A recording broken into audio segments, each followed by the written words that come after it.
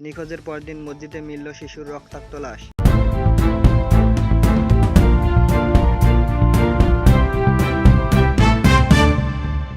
ব্রাহ্মণবাড়িয়া সরাইলের মসজিদের দ্বিতীয় তলা থেকে ৯ বছর বয়সী মামুন আক্তার ময়না নামে এক শিশুর রক্তাক্ত লাশ উদ্ধার করেছে পুলিশ। রোববার ৬ জুলাই সকালে উপজেলার শাহবাজপুর ইউনিয়নের সন্দুমিয়াপাড়া জামে মসজিদ থেকে ওই শিশুর লাশ উদ্ধার করা হয়। পুলিশ বলেছে, এটি একটি পরিকল্পিত হত্যাকাণ্ড। লাশ গুম করতে মসজিদের দ্বিতীয় তলায় লাশটি ফেলে রাখা হয়। নিহত ময়না উপজেলার শাহবাজপুর ইউনিয়নের সন্দুমিয়াপাড়ার আব্দুর রাজ্জাক মিয়ার মেয়ে। পুলিশ ও স্থানীয় সূত্রে জানা গেছে, শনিবার থেকে শিশুটি নিখোঁজ ছিল।